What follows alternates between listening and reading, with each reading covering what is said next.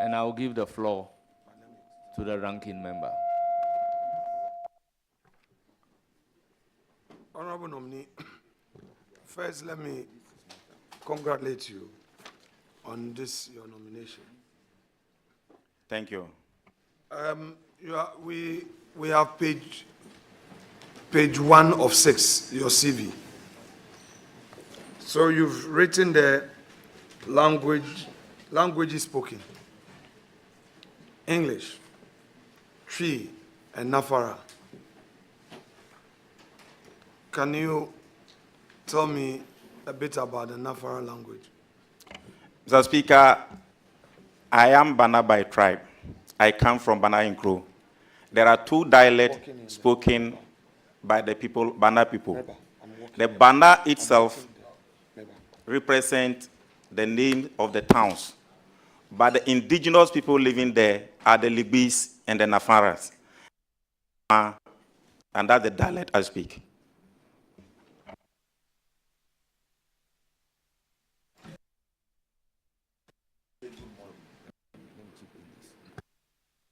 So, honorable ranking member, if you understand, speak with him.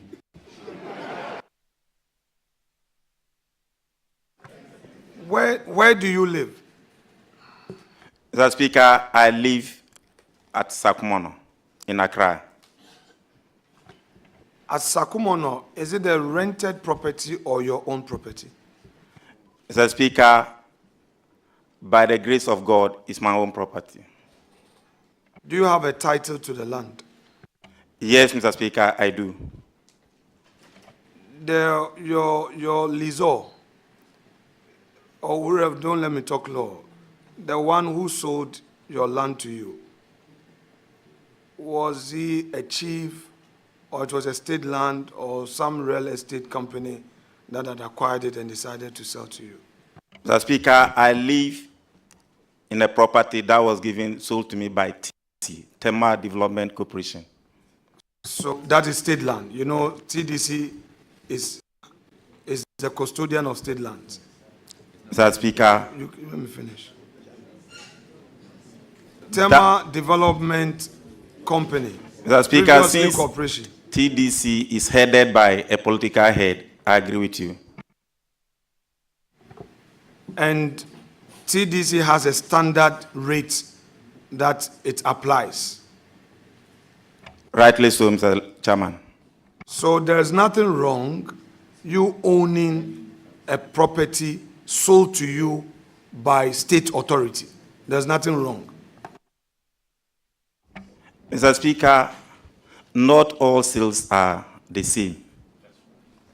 Please explain. What do you mean by not all sales are the same? Mr. Speaker, not all sales are the same.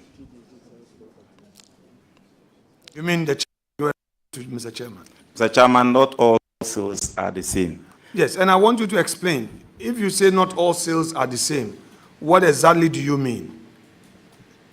Mr. Speaker, Mr. Chairman, not all sales are the same because, like I rightly told you, if you go to where I live, we have 2 different types of state lands.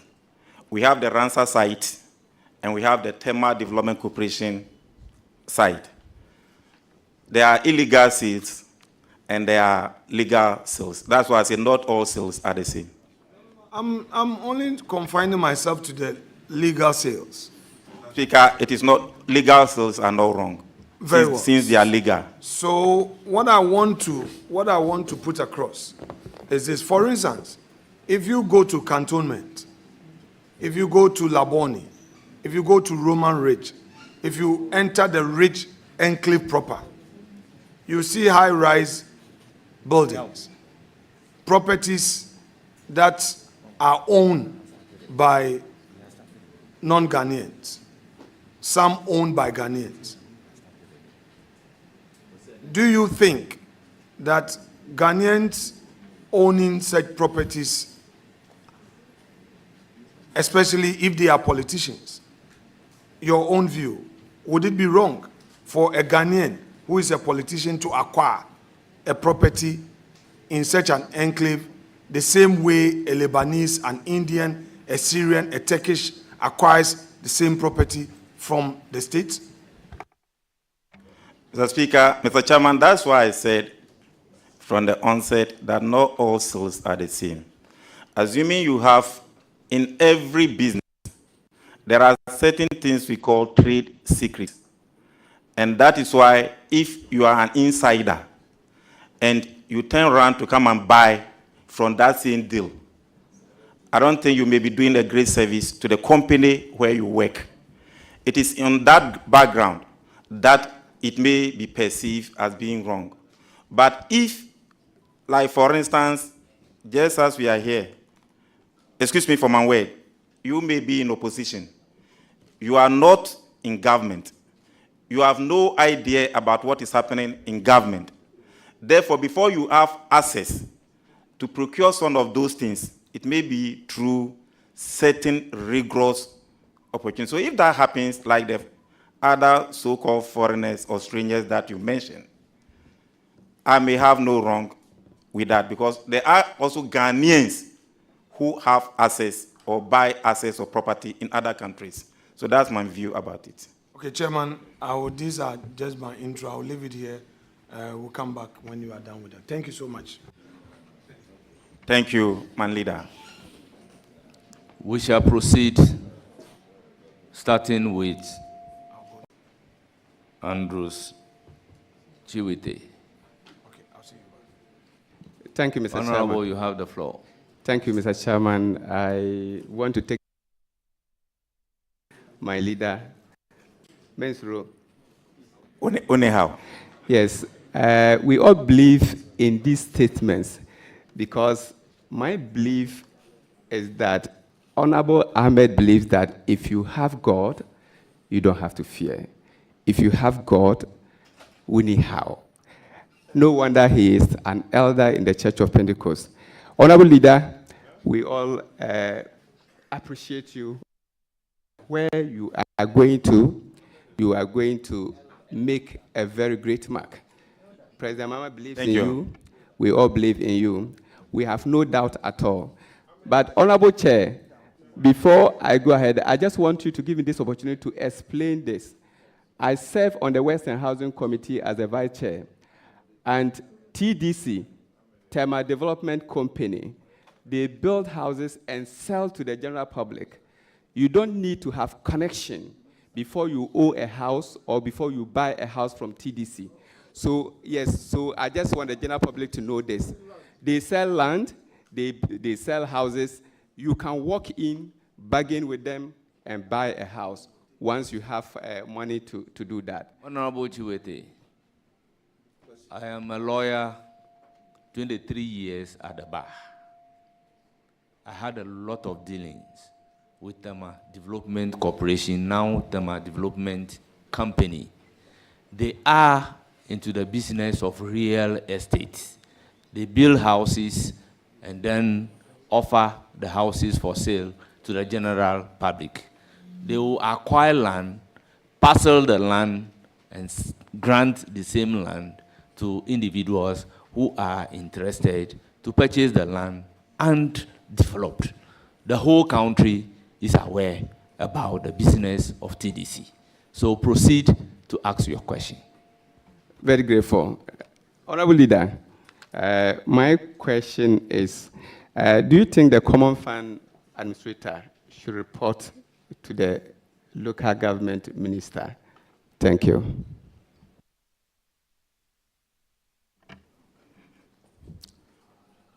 Mr. Chairman, yes. Well, I have no further questions, apart from to wish you well. We'll continue to knock at your doors, especially considering where I come from. Solatona Kalba is a rural district, just like your place. And so I will continue to come there until you help me develop Solatona Kalba. Thank you. Thank you very much. I will now give the floor to Honorable Atam Hills.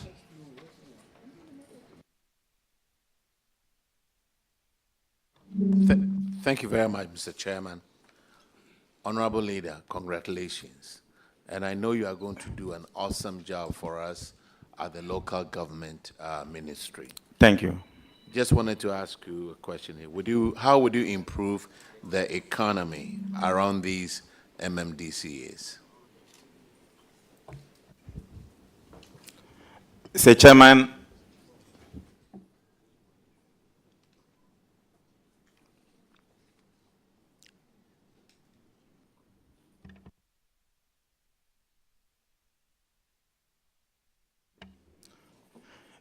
Mr. Chairman, if you read the Constitution, development of the local economy is one of the core mandates of the MMDAs. And therefore, Mr. Speaker, once given the nod, together and all former ministers of governance, which party they may belong to, we are going to team up together to make sure that we are able to bring strategies and policies to support the vision of His Excellency the President to improve upon the local economy in every district using comparative natural advantages of the various ministries, because they may not be the same. Thank you. Any further questions? Thank you very much. I'll now give the floor to Honorable Martin Ajemen Sakosa. Thank you, Mr. Chairman. Let me take this opportunity to congratulate my brother and friend, the Honorable Ahmed Ibrahim. I'm happy for him.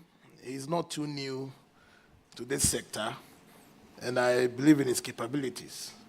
I wish him well, and I have no doubt that he would excel.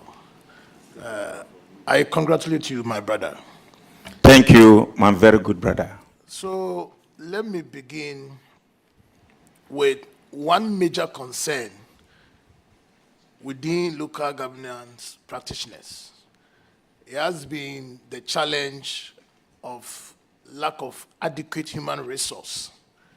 And I recall lots of discussions came up. I had the opportunity of leading a process to introduce a bill in Parliament to establish the University of Local Governance and Development. Fair to have it that the last Parliament, the bill could not go through.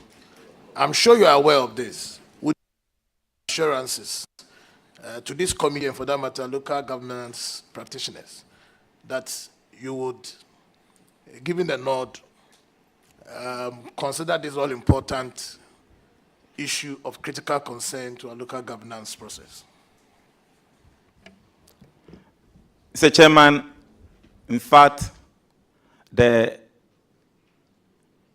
Institute of Local Government Studies being converted into a university, as was envisaged by my predecessor and the past government, was something we all were collaborating to make sure that we do. Unfortunately, time was not on our side, so the bill could not go through. If given the nod, Mr. Chairman, thank God, all the former ministers, like I said, we are all going to team up to work together. And looking at the number of SHS graduates who are knocking on the doors of the few universities that we have in the country, we need more universities. And therefore, it is one of the areas we are going to pursue. So, my brother, you are rest assured, your labor will not be in vain. Thank you. Honorable Chair, my second question is again on another critical issue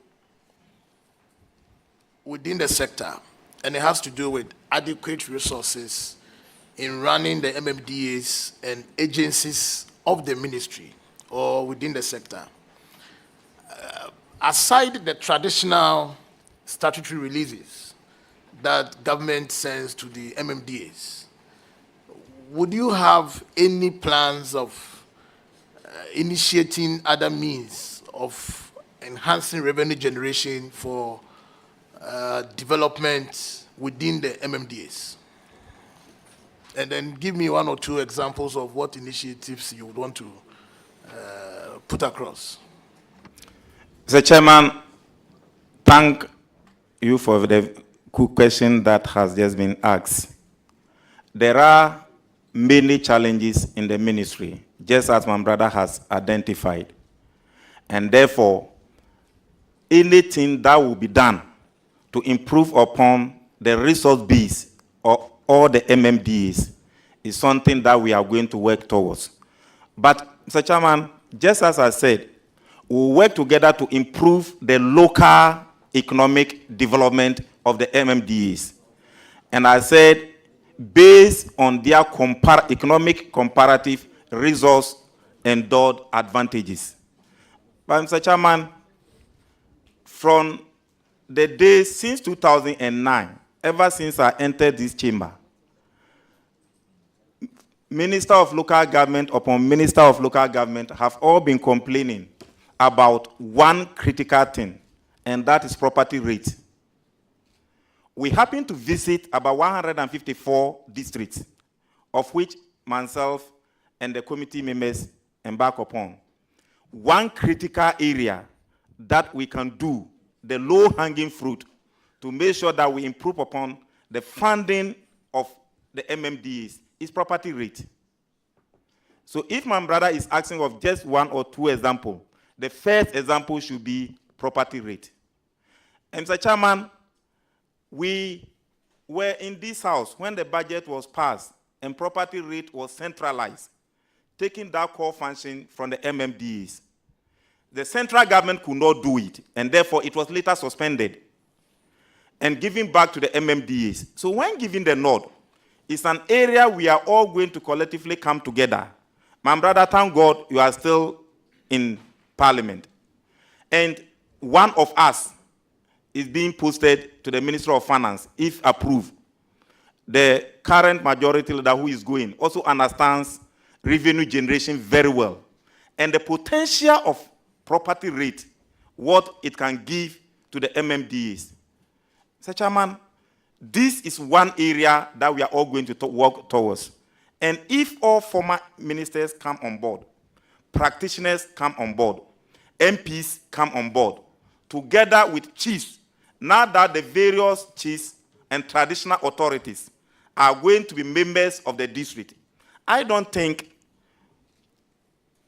DCEs, MPs, traditional authorities, and opinion leaders in their various districts will see they should come to their place and come and collect property rate, and after that, give something to them. So it is the quickest and the fastest way of generating revenue at the district level.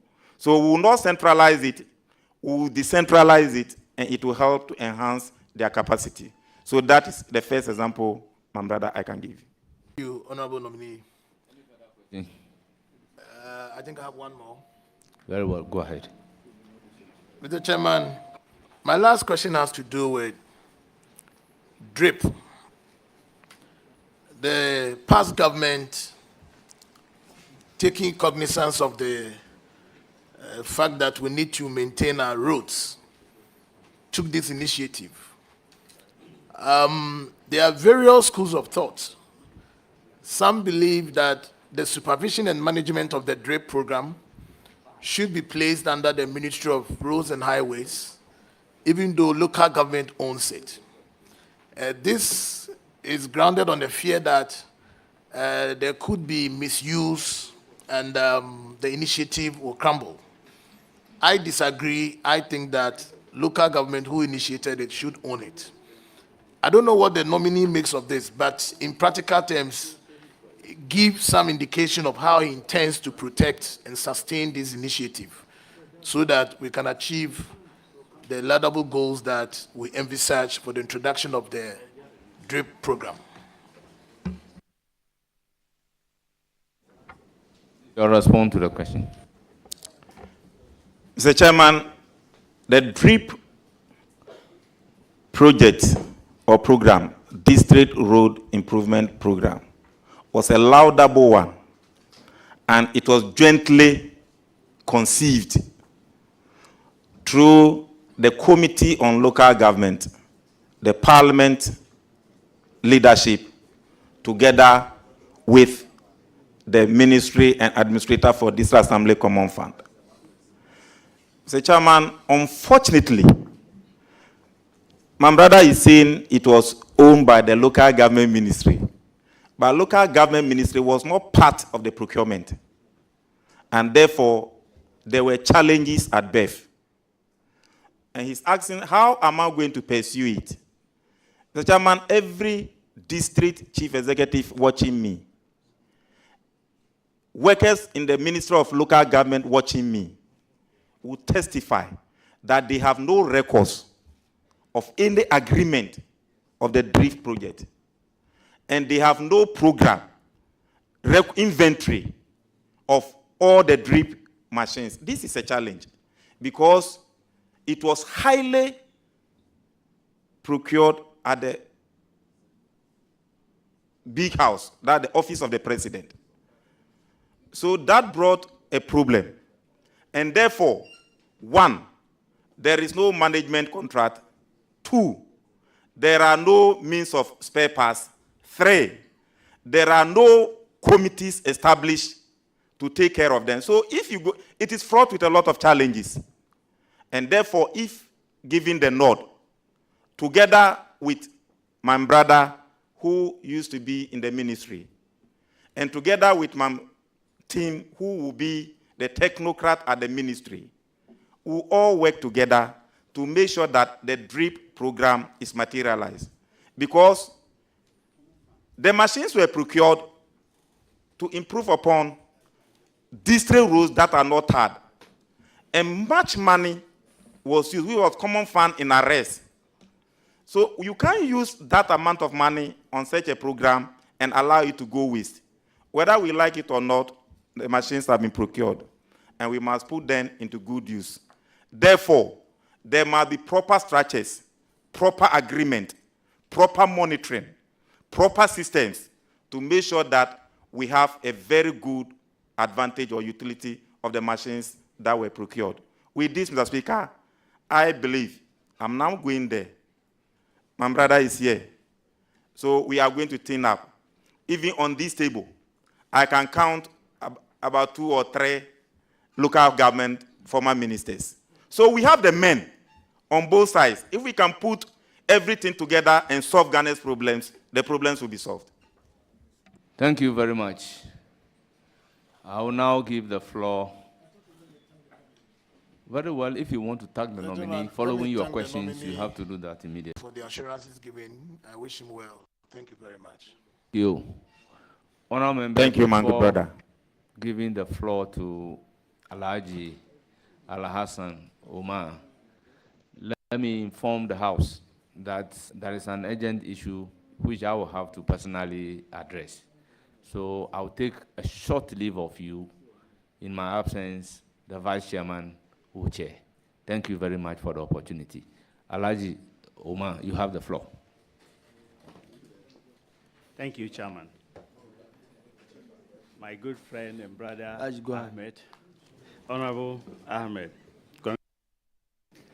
I look forward to working with you and bringing the issues of Zabzugu to your office time from today.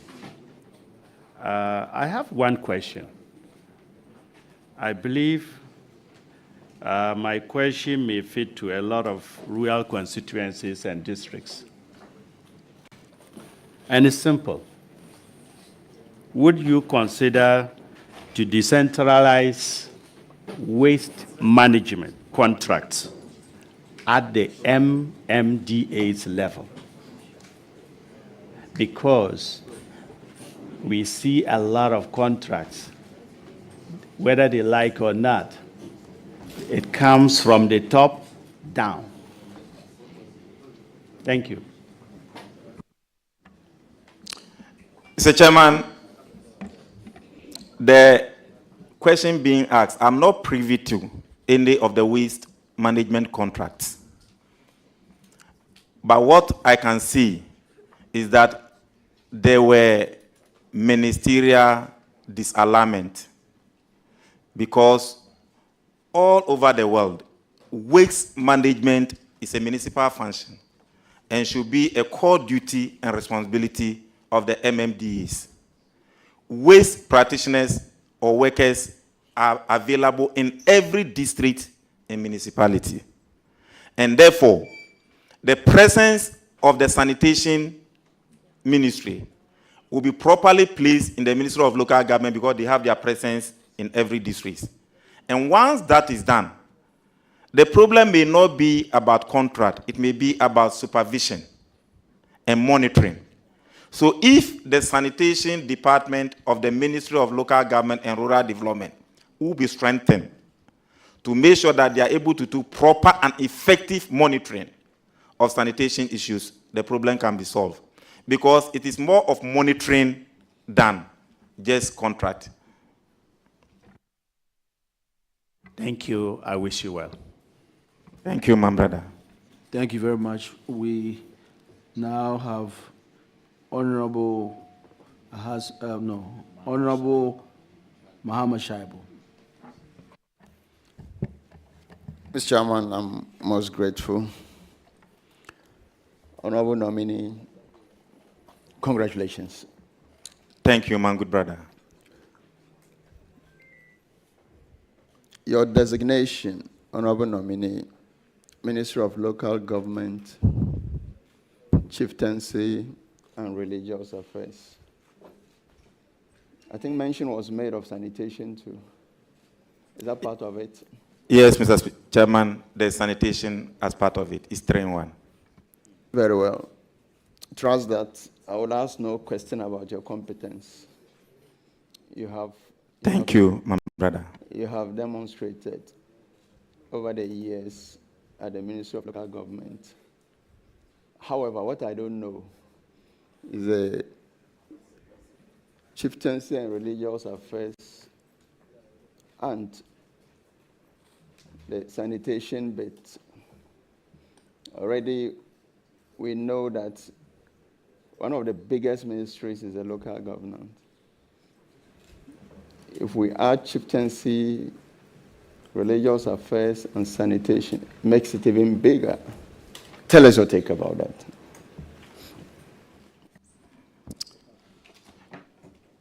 Mr. Chairman, what I can say is that with your help, I will be able to do it. Simply because 3 ministries are going to be combined to make 1 ministry. It now becomes structural realignment, where coordinators will be positioned at the other ministries that are being brought together with the local government ministry. The sanitation model department will have a coordinator. The chieftaincy department will have a coordinator. And the local government itself will have a coordinator. And there will be a chief director who will be coordinating all these things. So man work or man duty will be to deepen effective supervision and ethical governance. With this, Mr. Chairman, I believe we will be capable of doing it. Thank you, Chairman, and thanks for the answer technically. Honorable nominee, there's this vexed issue of a turf war, supposedly, between MMDCs and members of parliament. I'm sure you would have had some experiences. Some parties or political parties even went to the extent of asking MMDCs who have intention of contesting for parliamentary elections to step aside. That tells you that even parties recognize that there's this step forward. Tell us what your take is on this and how you will deal with that as a minister for local government when given the nod. Mr. Chairman, the role of DCs, MMDCs, is different from the role of MPs. And having been a member of parliament for this my 17th year, in my first year, I was given a story, and that is what I can tell my brother here. The current chairman of the National Democratic Congress, Honorable Asedun Ketia, once told me, Ahmed, when you become a member of parliament, don't be looking at what the DCs are getting. You chose to be a member of parliament. They chose to be DCs. Concentrate on your member of parliament, and you will go far. But if you are doing your member of parliament duty, and you are still looking at what the DCs are getting, they are called chiefs. They are treated as kings, and we are treated as servants. If the servants want to look at what the chiefs are getting, there will be that confusion. In the same way, when the DCE is also looking at what the servant is also getting, he will be thinking of destabilizing that servant. And this has been the source of conflict among DCEs and MPs. But if everybody will look at their jurisdiction, that conflict will be done away with. However, as a minister responsible for local governance, when given the nod, having been a whip in parliament for 12 years, Mr. Chairman, I will not, and I will repeat it, I will not allow any DCE to disrespect any member of parliament. In the same way, I will also make sure there's a common platform for DCs and members of parliament to be able to have frequent meetings for us to understand our various job descriptions. Because I've been a whip. There were instances where MPs were caged in Accra for over 9 months. They couldn't go to their constituencies in the name of doing parliamentary business. So if that understanding is not given to DCEs, while the MP is here doing national assignment, the DCE will be rapidly or radically destabilizing the member of parliament. When that one happens, it is not the MP you are fighting. You are fighting the very seat you are sitting on as DCEs. When these things are made clear to the DCEs and the MPs, I think there will be peace. Finally, Mr. Chairman, DCEs who sabotage their MPs in the last elections couldn't win. As a whip, there were many complaints where DCEs were sitting on the common fund of their MPs. Yes, still the MPs won. So it is not how you mishandle your MP's common fund that will make the MP lose. Use the money given to you to work. MP, use the one given to you to work. When everybody is to work on our various roles and responsibilities, there will be peace. But once again, I, as a former deputy whip for 12 years, will not allow any DCE to disrespect any MP. That is my word, and you can take it from me. Thank you, Honorable Ahmed. Honorable Shabu, you have more questions. You have a last question.